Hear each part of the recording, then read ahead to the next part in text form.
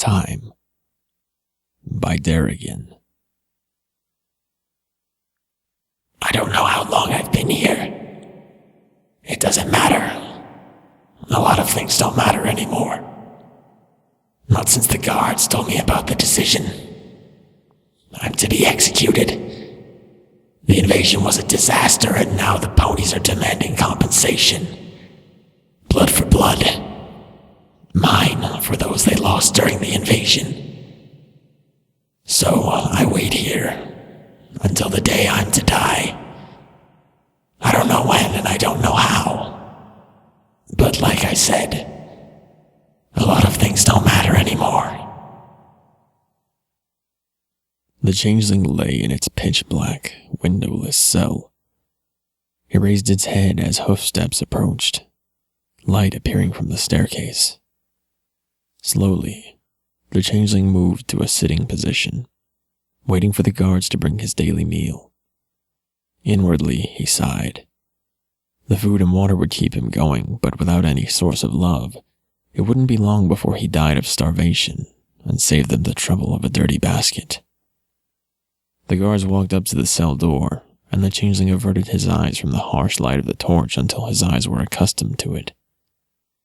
There was a rattling from the cell door, making him look up. They had never opened the door before. Were he in better health, he might have made a futile attempt to escape, but he was far too weak. Instead, he just watched as a group of 4 guards filled into the cell and looked down on him. Nothing happened for a long time. Then a last guard walked into the room. The two looked at each other for a short while before the stallion nodded toward the other guards. As one, they moved forwards and lifted him to his hooves with magic, then clasped iron shackles to his hold hooves. It then dawned on the changeling what was happening. It was time. He didn't fight it. He didn't have the energy, and besides, he'd been waiting for this. He'd face his death proudly, and with the honor a changeling should. The guards stood back, the shackles in place. "Let's move," muttered the 5th guard. There was anger in his voice, and he emitted a cold hatred towards the changeling. He shuddered involuntarily. In a large enough quantity, open hatred towards changelings was poison. The cold loathing from the guards around him was bearable, for now, and was only making him feel sick. Still, he supposed it wouldn't matter soon. The guards turned and began to move, the changeling moving with them. Single file, 3 in the front and 2 in the back, him in between. They made their way through a dozen dimly lit passages, the torch that the guards had brought the only source of light. He kept his eyes forward as they passed by other cells. No one spoke.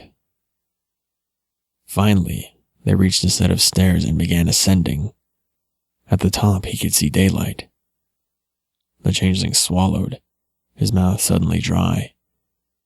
This was it.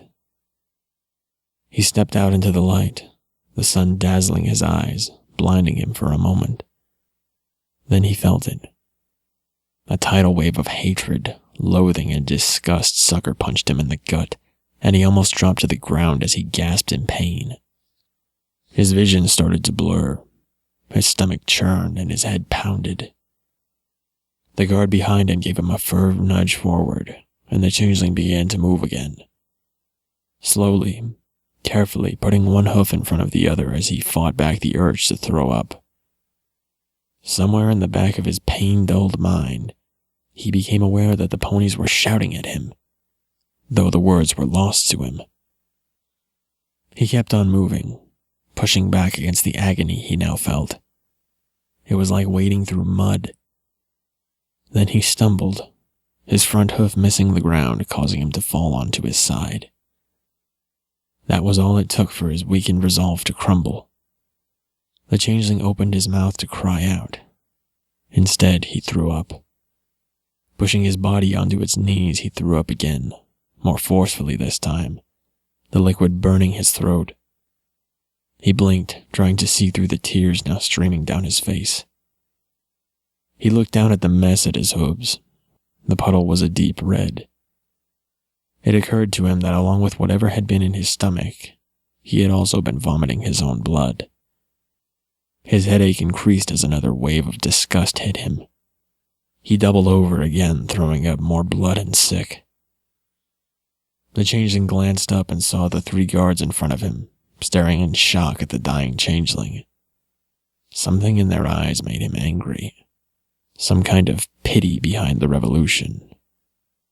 He stepped forward, dragging his body a few more steps. He forced himself onwards until his legs once more buckled underneath him. This time, when he opened his mouth, the cry came out. Had he been able to hear over the pounding in his skull, the changeling would have noticed the crowd go silent.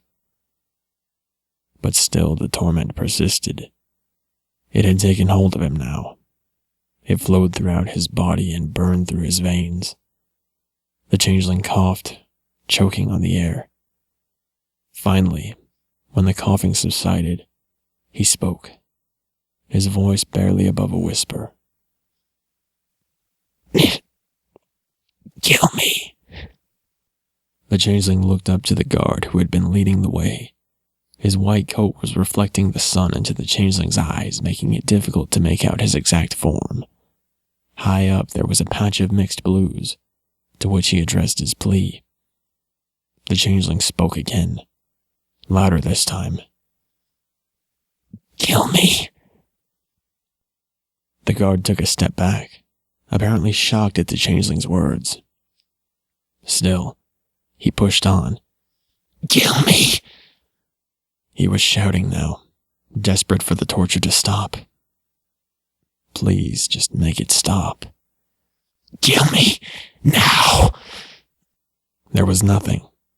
Silence had a hold of the crowd's voice, and shock restrained their movements. The changeling spoke once more. His voice was a whimper now as he curled into the fetal position. Please! Slowly, the guard moved forward, the sound of his sword being drawn barely audible to the half-conscious changeling, lying in a pool of his own blood and vomit. The changeling closed his eyes. As he heard the strike begin to fall, he muttered his final words.